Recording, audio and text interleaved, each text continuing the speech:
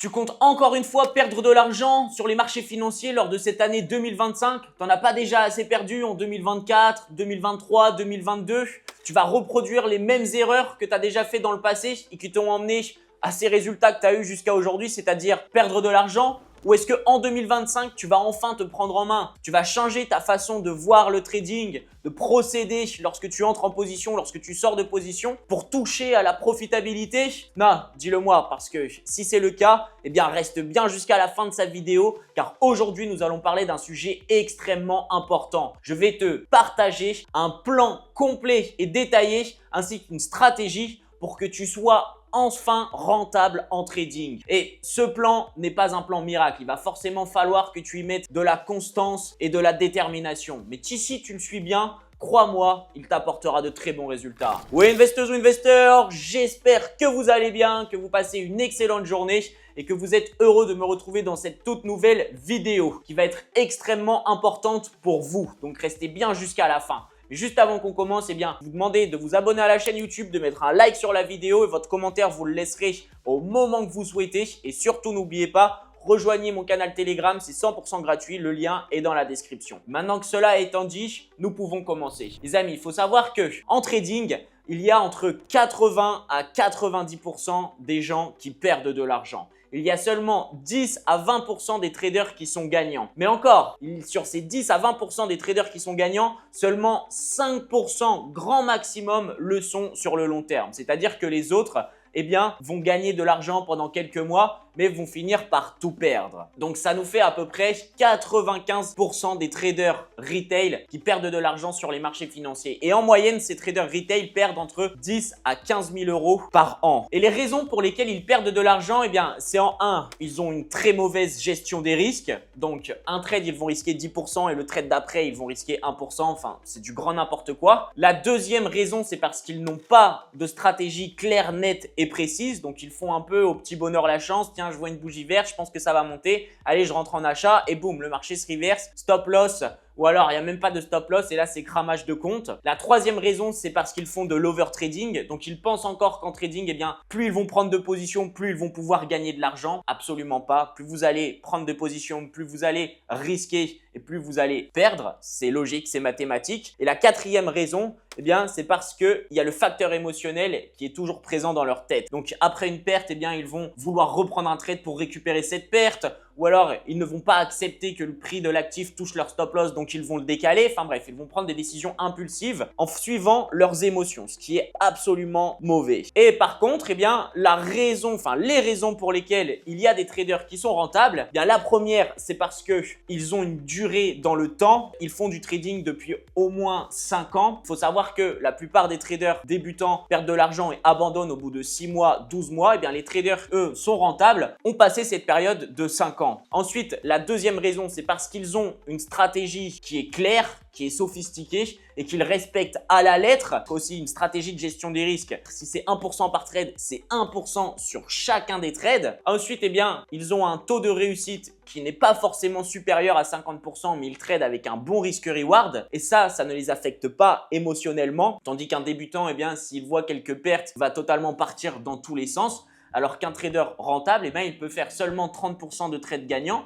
Mais vu qu'il va trader avec un RR de 1 sur 3, eh bien, il sera rentable. Et ça va lui aller sans problème. Ensuite, eh bien, souvent les traders rentables, et ça c'est la dernière raison pour laquelle ils sont rentables, ils ont un capital d'investissement qui est assez élevé pour qu'ils puissent, eh bien, éponger les premières pertes. Maintenant que vous savez tout ça, je vais vous partager les 4 piliers fondamentaux de la rentabilité en trading. Et le pilier numéro 1, c'est bien évidemment la connaissance. Il faut que vous ayez des connaissances en analyse technique pour que vous puissiez, eh bien, savoir ce qu'il se passe sur les marchés financiers, faire votre analyse, mais aussi eh bien, vous créez votre propre stratégie qui va vous permettre d'entrer en position et de sortir de position. Il faut aussi que vous ayez des connaissances en analyse fondamentale, puisque comme vous le savez, elle joue un rôle prépondérant sur les marchés financiers. Dès qu'il y a un discours de Jérôme Powell, président de la Fed, eh bien, on va voir les actifs commencer à s'exciter et à bouger dans tous les sens. Si vous ne savez pas analyser ça, si vous ne savez pas quelles vont être les répercussions d'une baisse des taux d'intérêt sur le dollar, bah, ça va être très compliqué pour vous d'être rentable sur le long terme. Et dernier petit point, on dit souvent que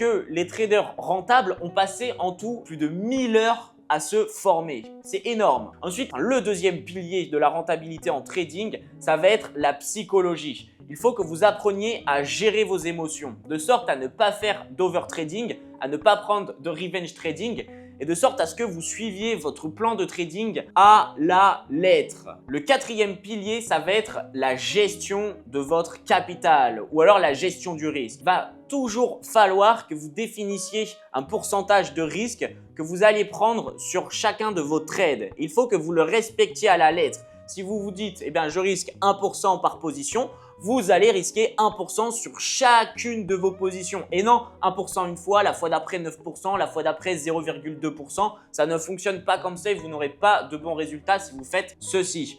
Ensuite, évitez de trop risquer. C'est un conseil, surtout si vous tradez en propre firme, puisque vous savez, en propre firme, vous avez bien une limite maximum et ce n'est pas tout le capital. C'est par exemple 10%. 10%, 200 000 euros. Donc, vous ne pouvez pas vous amuser à risquer 2% de 100 000 euros par trade. Sinon, vous allez arriver très rapidement à votre limite autorisée. Vous allez perdre votre compte. Et ensuite, le quatrième pilier, c'est bien sûr la data. Je vois trop peu de traders déjà enregistrer leur data pour pouvoir ensuite l'analyser et la comparer, voir ce qui a été bien fait, ce qui a été mal fait, effacer ce qui a été mal fait, garder ce qui a été bien fait, construire après le futur pour fondation ce qui a été bien fait et progresser dans ce sens-là. C'est comme ça qu'on évolue et c'est comme ça qu'on va chercher encore plus haut dans nos objectifs. Donc la data, c'est super important. Maintenant que vous connaissez les bases de la rentabilité en trading, je vais tout simplement vous partager la stratégie, une stratégie rentable qui s'appelle la Winflow que j'ai moi-même créée. Alors avant qu'on aille directement sur le graphique et que je vous montre un peu comment la mettre en marche, il faut que vous choisissiez une bonne approche. Quel type de trader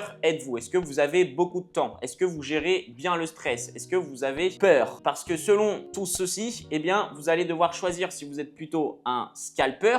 Donc vous entrez, vous sortez hyper rapidement des marchés financiers. Ok, vous n'arrivez pas à tenir une position pendant super longtemps. Donc le plus vite c'est plié, le mieux c'est. Soit vous allez être un day trader, vous allez avoir un petit peu plus de temps à allouer au trading, puisque si vous êtes scalper, vous pouvez rester sur les marchés en 20 minutes dans la journée, avoir pris vos 1, 2, voire même 3 positions et boum, c'est réglé. Si vous êtes un day trader, vous pouvez prendre une position le matin, une position l'après-midi, 2 positions l'après-midi. Enfin, selon votre analyse, l'entrée peut se faire à n'importe quel moment de la journée. Ok. Par contre, vous allez rester en position que maximum 24 heures, pas plus. C'est du day trading, enfin maximum sur une journée jusqu'à la fermeture des marchés financiers. Ou alors, vous avez sûrement moins de temps à allouer au trading et vous préférez faire du swing trading. Vous n'êtes pas trop stressé, vous n'êtes pas obligé si vous êtes en position de regarder votre téléphone pour savoir où est votre position chaque 30 secondes. Vous êtes chill, vous êtes relax, vous êtes tranquille, vous faites à 100% confiance en votre stratégie mais aussi en vous et ça ne vous dérange pas d'être en position pendant plusieurs jours voire même plusieurs semaines et dans ce cas-là,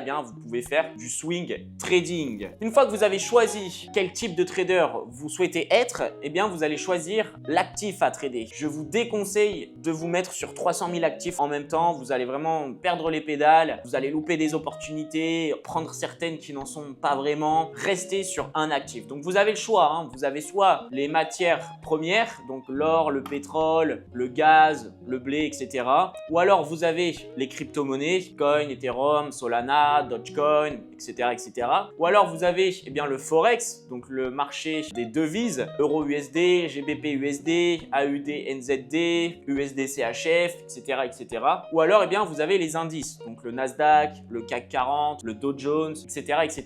Donc une fois que vous connaissez votre profil et que vous savez sur quel actif vous souhaitez trader, on va pouvoir passer directement sur le graphique à la stratégie. Boum, on se retrouve sur le graphique pour que je vous fasse une petite présentation de ma stratégie qui est la Winflow, une stratégie que j'ai moi-même créée. Vous pouvez aller voir aussi sur ma chaîne YouTube, j'ai fait de nombreuses vidéos pour vous l'apprendre justement. Donc là, je vais vous la montrer en prenant quelques positions sur plusieurs time frames pour vous montrer que ma stratégie, vous pouvez l'apprendre si vous êtes un scalper, mais vous pouvez aussi l'apprendre si vous êtes un day trader. Vous pouvez aussi l'apprendre si vous êtes un swing trader. Elle marche sur n'importe quel time frame et sur n'importe quel actif. Ok, je l'ai déjà backtesté et ça, je vous l'assure. Vous pourrez le faire ensuite de votre côté. Donc là, on est sur le marché de l'or. Moi, c'est mon actif de prédilection, l'actif que je préfère trader. Donc moi, vous voyez, quand j'ai choisi quel type d'investisseur j'étais, moi, je suis plutôt un day trader potentiellement avec des limites de scalper, mais qui sait aussi holder ses positions si je me sens bien et que mon analyse plus long terme eh bien, me permet d'aller chercher des objectifs beaucoup plus hauts et que mon trade en day trading ou en scalping m'a permis d'avoir un très bon point d'entrée à l'achat, par exemple, si mes objectifs sont plus hauts, je suis capable aussi de hold ma position plusieurs jours, plusieurs semaines s'il le faut. Vous voyez? Après ça vient avec l'expérience. Dans un premier temps, vous allez vous fixer des règles qui vont être strictes que je vais vous donner juste après vous avoir partagé la stratégie, puisque juste après, on va établir notre plan de trading ensemble, ok? Donc ma stratégie est simple. Dans un premier temps, ce qu'il faut faire, eh bien, c'est qu'il faut étudier le biais actuel de l'actif. Donc là, nous pouvons voir que sur cette période de temps, juste après cette énorme montée là, sur tout ça, eh bien, nous sommes haussiers, ok? Puisque regardez, nous avons ici un lot qui a créé un high et ensuite là, lorsqu'il a chuté, eh bien, nous avons liquidé ce lot. Donc nous sommes repassés baissier, un plus bas, plus haut, un nouveau plus haut qui fait encore un nouveau plus bas. Mais on est toujours baissier. Ok? Et ensuite, boum, on explose à la hausse et on vient liquider ce dernier high. Donc là, on repasse haussier. Excellent de chez excellent. Donc moi, eh bien, ce que je vais faire tout simplement, c'est que je vais voir que nous sommes venus faire ce high qui a fait ce lot. Donc je vais prendre ce lot ici, boum, je vais prendre mon outil de retracement Fibonacci, je vais partir du lot qui a fait le dernier plus haut et à l'intérieur, je vais trouver ma zone OTE. Ma zone OTE qui se situe entre les 0,618 et les 0,786 de Fibonacci. Donc je vais essayer de rentrer sur les 50% de ma zone comme ceci et je vais eh bien, mettre mon stop loss sous le 1. Et ce que je vais target, eh bien, c'est le 0 pour un BOS. Et là, vous voyez, le trade est passé crème et on valide un risk-reward de 2,2. Ok, aussi simple. Donc, ça veut dire que si on a risqué 100 € sur cette position, on encaisse 220 €. Donc, ça, c'est génial. Vous voyez, là, je l'ai fait en M5. Vous pouvez la faire en M1 et vous pouvez aussi la faire sur les plus grosses time frames. Donc, en M5, on est à la limite entre du scalping et du day trading. C'est des positions qui vont durer en général entre 5 et 1 heure, 2 heures. Donc, on est un peu plus quand même sur du day trading. Maintenant, je vais me mettre en M30. On va se mettre en M30 et on va faire la même stratégie. Donc là, vous pouvez voir que ici, nous sommes bien haussiers. Donc, par exemple, ici, on prend ce plus bas qui a fait ce plus haut, juste là. Boum. Dès qu'on arrive dans notre zone OTE sur les 50%, on entre en position. Boum. Avec un stop loss sous le 1 et un TP au-dessus. Qu'est-ce qu'il se passe encore une fois? Eh bien, on fait TP et on va chercher 2,18 R. Retenez très bien les R parce que c'est super important. Avec cette stratégie, on risque 1 pour faire au moins le double. Donc, c'est génial. Maintenant, je vais partir en H1. On va aller voir un petit peu plus loin sur le graphique. Ok. Donc là, par exemple, nous sommes baissiers. Donc là, j'ai un plus haut qui vient faire un plus bas. J'attends qu'on revienne dans l'OTE. Et là, du coup, je vais partir en vente. Pareil, SL juste au-dessus du 1. Et ensuite, TP sur le 0. Boum. Et on valide un RR de 1,99. Donc pratiquement 2 quoi. Tout dépend à quel endroit où vous rentrez. On aurait pu rentrer un peu plus haut, un peu plus bas. Bon, voilà. Et là, on va aller en 4 heures. C'est une position qui a duré 20 heures. Donc vous voyez que la stratégie est aussi très bonne en swing trading. Et là, regardez, je vois ça par exemple. Je vois ce plus bas qui fait ce plus haut. Et on aurait pu la prendre en achat ici aussi. Boum. On entre. On target le 0, on met notre SL sous le 1 et là on valide 1,8 R. Vous voyez, maintenant je vais vous faire un dernier exemple en H4 pour vraiment vous prouver que eh bien, ma stratégie fonctionne avec n'importe quel time frame sans problème et on va aller un petit peu plus loin. On va aller là par exemple, juste ici, boum, donc on a un plus bas qui fait un plus haut, on est bien haussier là-dessus, boum, plus haut et là vous pouvez voir qu'on ne rentre pas dans l'OTE, donc on n'entre pas en position. Donc ça, c'est une position qu'on n'aurait pas prise. Par contre, ici, eh ben, on a ce haut qui va faire ce plus bas et ensuite, on vient le casser. Donc, on repasse haussier. Donc, nous, on prend ça comme ça. Là, vous pouvez voir qu'on revient bien dans notre OTE. Donc, on va rentrer en position ici. On target le 0 tout en haut. On met notre stop loss sous le 1. Et ensuite, qu'est-ce qu'il se passe? Eh bien, on va TP et on va prendre 2,36 R en 4 heures. Donc, ça, c'est une position qui aurait duré 4 heures, 8 heures, 12 heures, 16 heures, 20 heures, 24 heures. Vous voyez, là, on aurait été en position pendant au moins, je sais pas moi, 5 jours, 6 jours, quelque chose comme ça. Donc voilà, aussi simple que ça pour la stratégie. Comme je vous ai dit avant, il faut que vous connaissiez votre style de trader, votre profil, si vous avez beaucoup de temps à allouer au trading, si vous avez peu de temps à allouer au trading, si vous avez beaucoup de temps à allouer à l'analyse ou si vous avez peu de temps à allouer à l'analyse, si vous réussissez à bien gérer vos émotions et à rester en position pendant plusieurs jours, plusieurs semaines sans problème, ou si eh bien justement vous stressez quand vous êtes en position et vous préférez que ça soit fait le plus rapidement possible. Là, ce que je vous ai mis entre les mains, c'est une stratégie qui s'applique de manière mécanique sans qu'il y ait d'émotions qui entrent à l'intérieur. C'est une stratégie qui est gagnante parce qu'elle est basée sur des principes mathématiques qui sont le retracement dans la zone OTE et basée sur la tendance. On dit souvent en trading, la tendance est notre meilleur ami, toujours trader dans son sens. Donc là, on a un principe mathématique et en plus de ça, on suit toujours la tendance. On a des RR qui sont supérieurs à 2, ok? Donc c'est très bien. Maintenant que je vous ai partagé la stratégie, on va tout simplement passer au plan de trading que vous allez devoir respecter à la lettre. Donc le numéro 1, eh bien, c'est qu'avec cette stratégie, notre objectif, ça va être de faire un gain. Ça va dépendre encore une fois. Si vous faites du day trading ou du swing trading, ok, on va aller viser un RR de 2 par trade. Votre objectif de gain à la journée pourrait se situer aux alentours des 3%. Et votre perte maximum à la journée, pareil, 3%. Ensuite, le risque-reward, eh bien, on est sur 1 pour 2 minimum. Allez, des fois, vous pouvez aller chercher du 1.5. Ok, donc vous risquez 100 pour gagner 150, 170, mais le mieux du mieux, c'est d'aller chercher du 1 pour 2. Ok, donc vous risquez 100 pour aller gagner 200. Ensuite, eh bien, moi, ce que je vous conseille avec cette stratégie, encore une fois, là, c'est si vous faites en scalping ou en day trading. Vous commencez à la trader entre 10 à 11 heures du matin, heure française, jusqu'à environ 14 heures. Après, vous laissez les annonces économiques et le début de la session US passer parce que là, le marché il va aller chercher de la liquidité et vous pouvez trader ensuite à partir de 15h, 16h jusqu'à 20h.